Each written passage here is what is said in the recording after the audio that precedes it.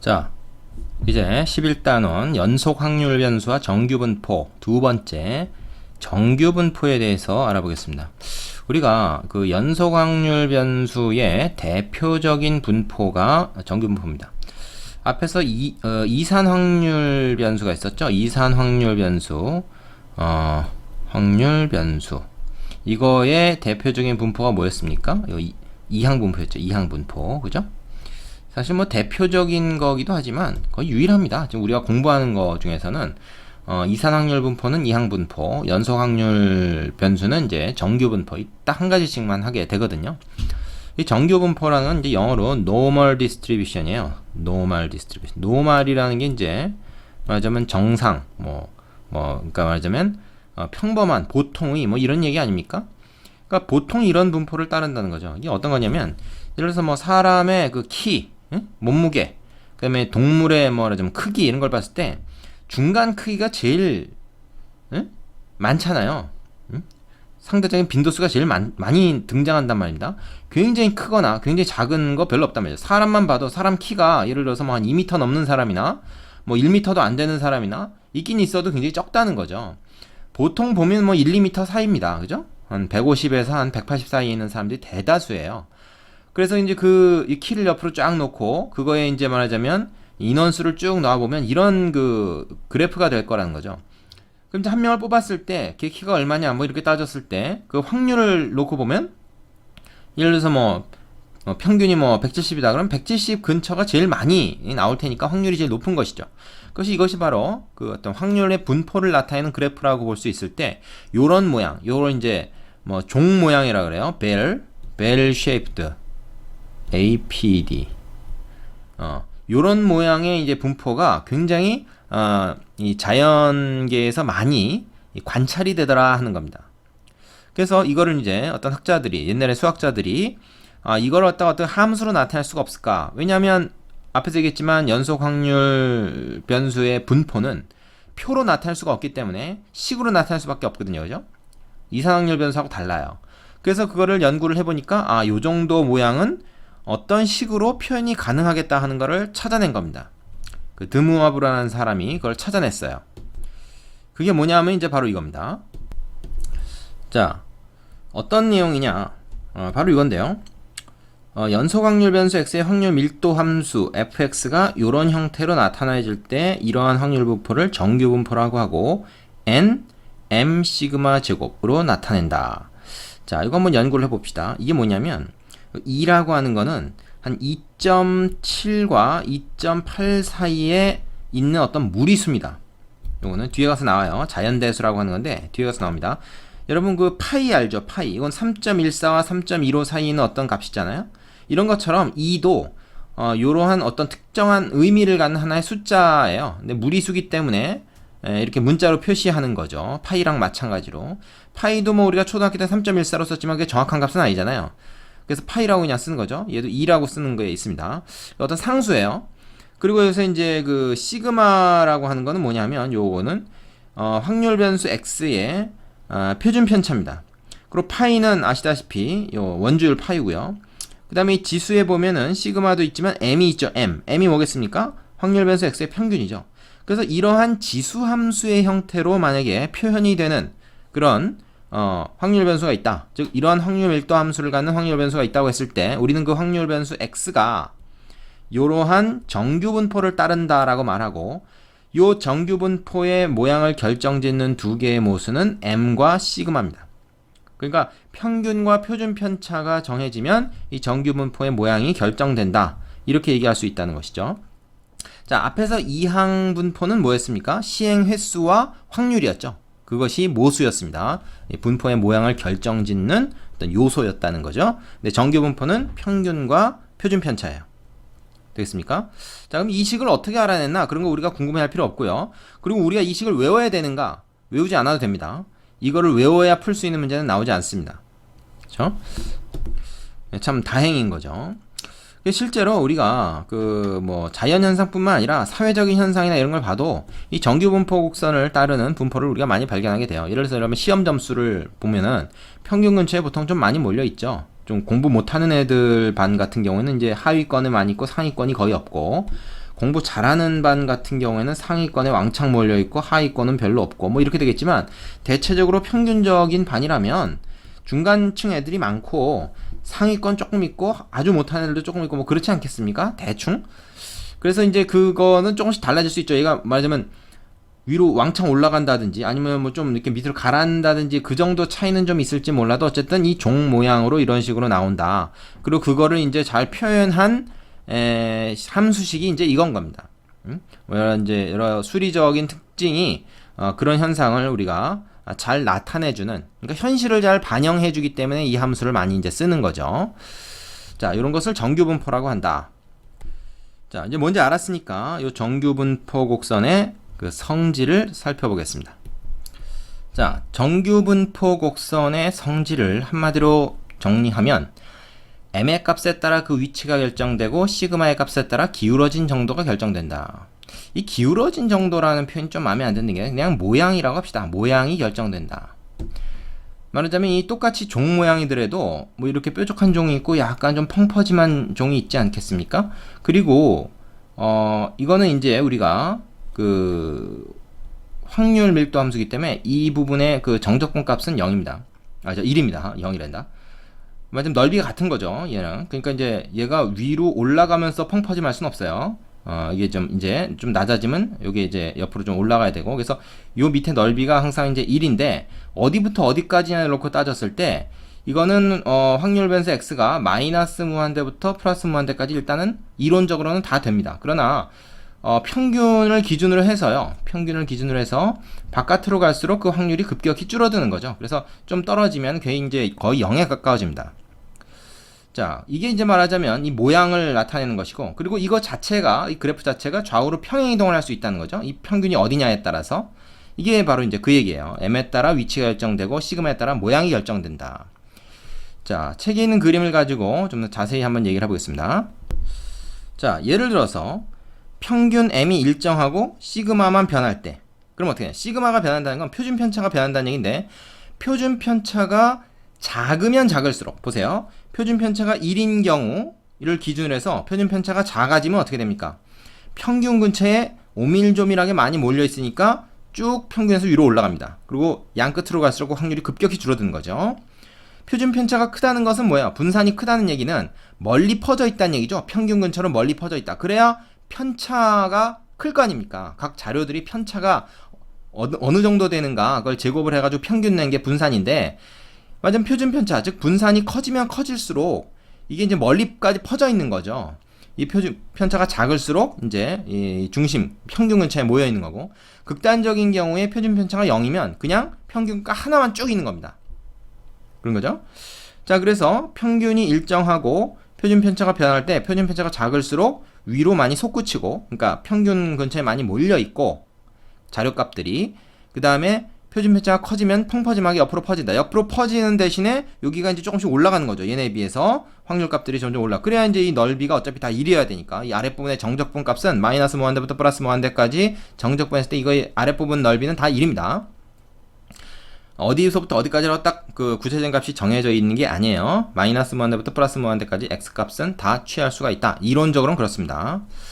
그런데 사실 뭐 이론일 뿐이죠. 이를테면 키가 170을 기준으로 해가지고 키가 3m인 사람이 될 일 확률, 어떤 사람을 지나간 사람 하나 딱 뽑았을 때 당신 키 얼마야? 그랬을 때 나 3m 50이야 키가.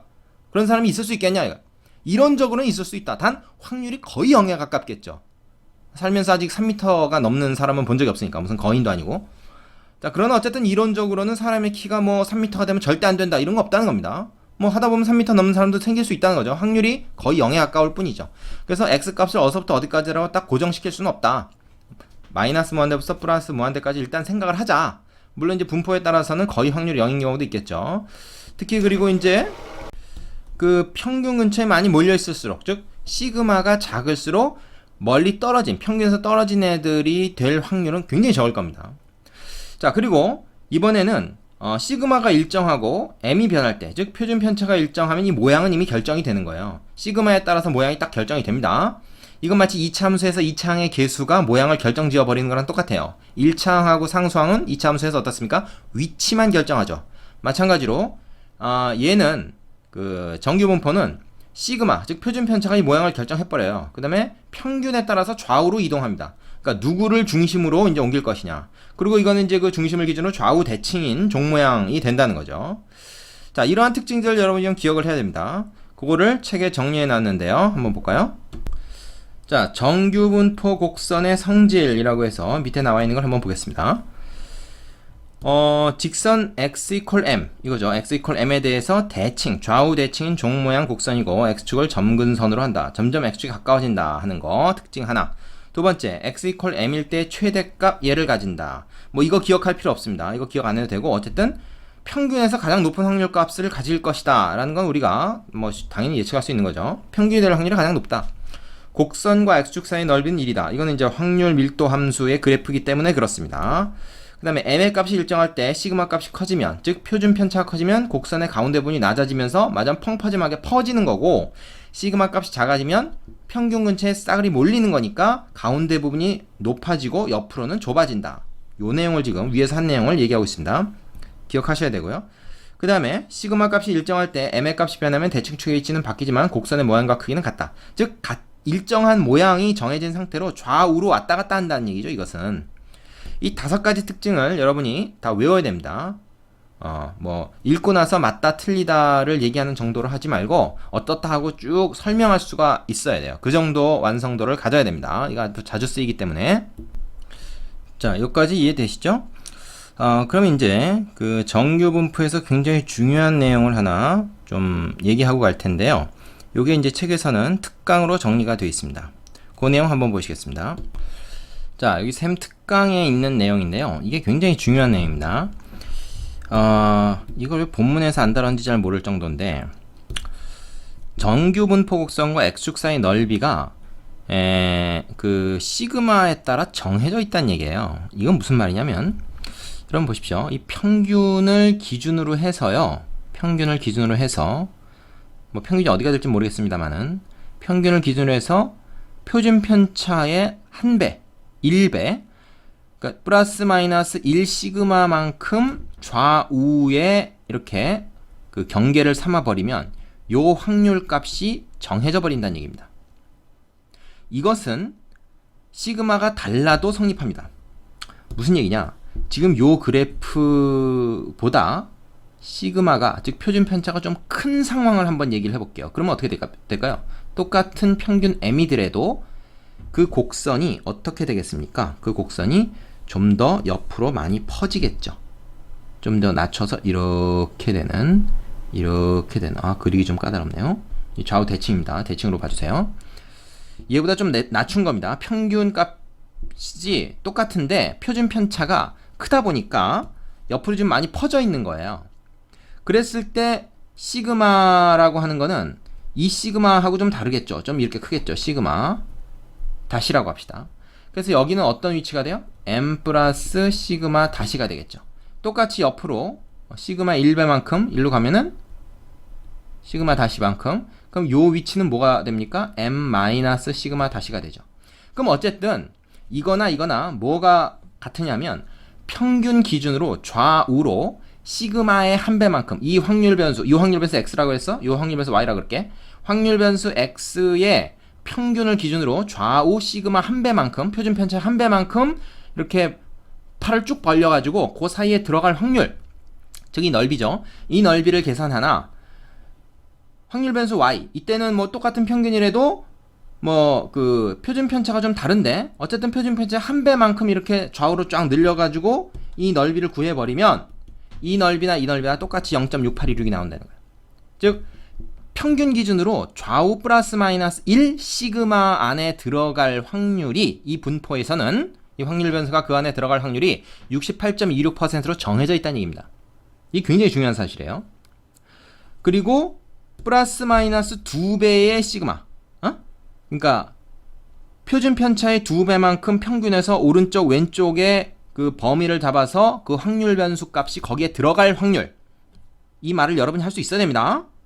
그 확률이 95.44%예요. 거의 다 한 거죠. 그러니까 정규 분포를 따른다 그러면요, 평균 기준으로 좌우로 말이죠, 플러스 마이너스 시그마 사이에 95%가 들어가요. 예를 들어서 사람의 키가 뭐 전 세계 인구의 그 평균 키가 뭐 163이라고 합시다. 예를 들어서.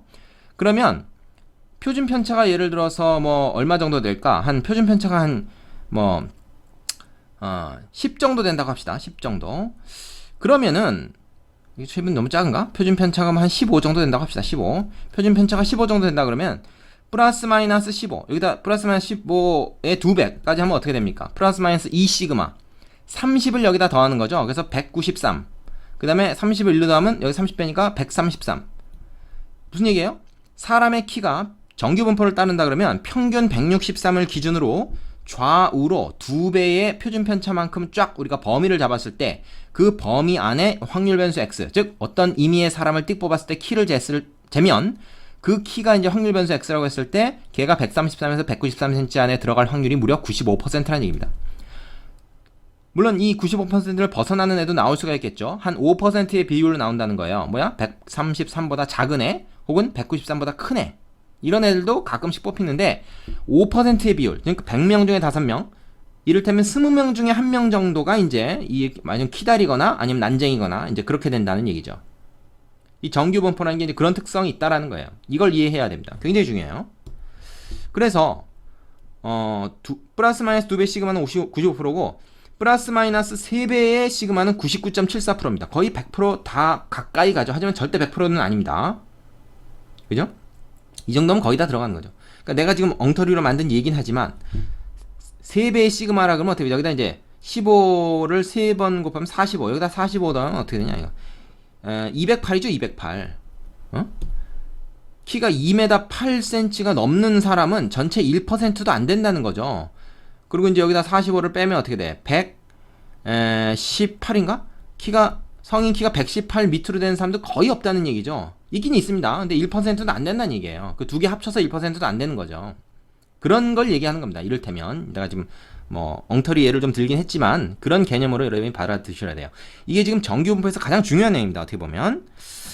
자, 요까지 정리가 되셨으면 이제 필수 예제로 넘어가 보겠는데요. 참고로 이제 뭐 책에 나와 있는 요 내용은 최종 정리를 위해서 그림을 하나 그려놓은 건데 앞에서 이미 얘기한 거죠. 이산 확률 변수와 연속 확률 변수를 비교해서 한번 좀 정리를 해둘 필요가 있습니다.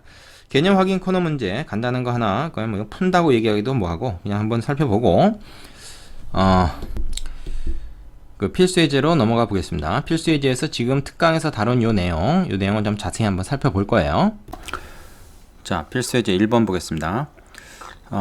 정규 분포 예를 따르는 확률 변수 x에 대하여 x가 17 이하일 확률하고 23 이상일 확률이 같다. 이때 m의 값을 구하시오 그랬어요.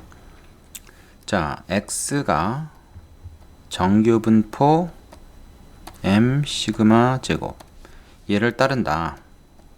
이런 상황이면 이건 어떻게 되는 거냐면, 자, 이런 종 모양 그래프에서 여기가 m이라는 거죠.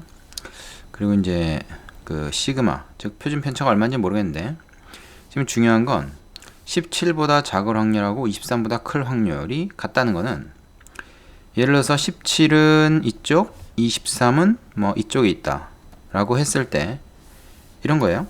17보다 왼쪽에 있는 요 넓이하고 23보다 오른쪽에 있는 이 넓이, 그죠?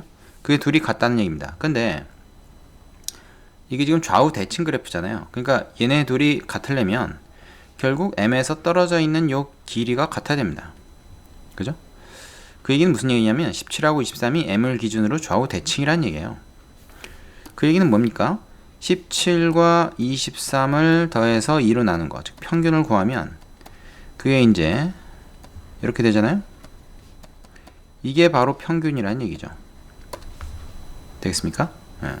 이건 간단한 얘기가 되고요. 그 다음에 두 번째, 확률 변수 x가 정규 분포 예를 따른다. 이 경우도 자, 평균이 4고 표준 편차가 2인 경우죠. 자, a-3에서 a 플러스 1까지 x가 들어갈 확률. 이것도 그래프를 한번 생각을 해보면 지금 어떤 상황인가 하면 여기가 4고 지금 표준 편차가 지금 2인 상황인데, a-3에서 a 플러스 1이라는 거는 a를 기준으로 해서 3만큼 왼쪽, 그죠? 여기가 a-3이죠. 그 다음에 a 플러스 1, 1만큼 오른쪽. 요 구간, 그러니까 뭐예요? 4만큼의 길이를 갖는 구간, a를 기준으로 해서 왼쪽으로 3, 오른쪽으로 해서 4만큼. a가 어디냐에 따라서 이제 구간이 어디냐가 결정이 되죠. 근데 그거에 x가 속할 확률이 최대가 된다.